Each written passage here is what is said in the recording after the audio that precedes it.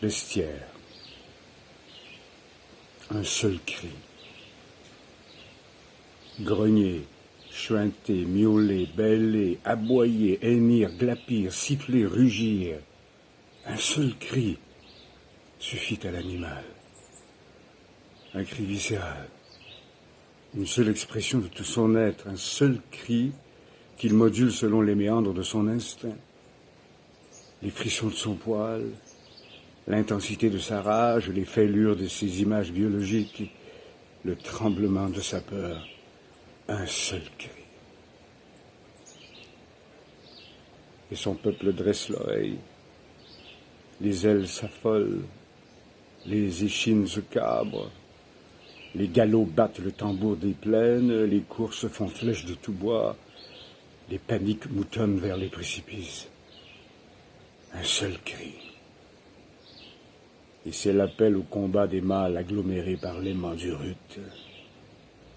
C'est l'orientation vers les sources qui luisent déjà aux naseaux des chefs de file. C'est l'acheminement millénaire vers le cimetière où l'éléphant lance le barrissement final. Mais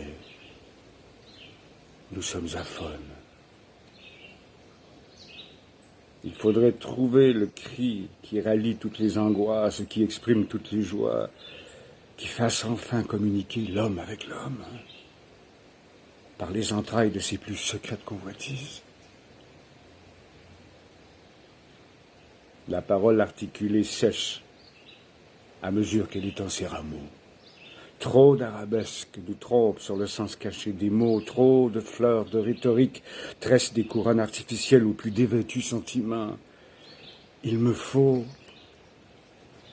une parole nue, il me faut des mots comme des balles et des cris purs qui transpercent.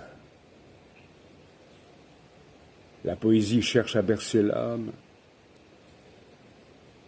alors qu'elle devrait pétrir les choses, faire entendre au-dessus des cacophonies religieuses, philosophiques, morales et politiques, le cri nu de l'homme qui affirme son existence singulière et grégaire.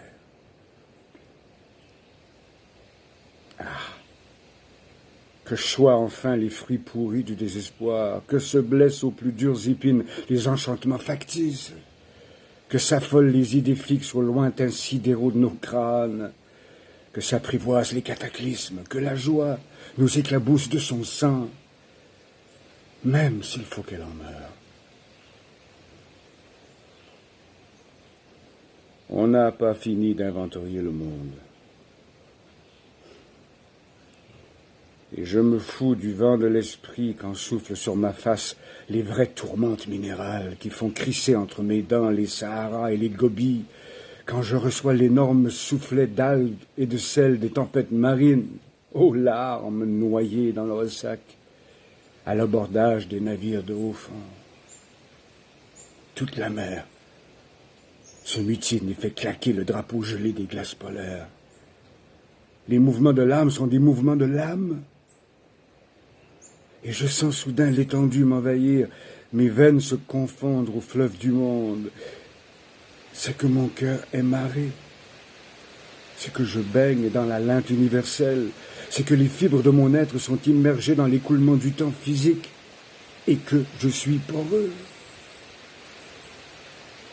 Je veux lever toutes les défenses, brûler tous les interdits, dévêtir tous ceux qui se parent d'ornements de mages et qui vaticinent depuis des siècles sous prétexte qu'ils ont un plumage multicolore.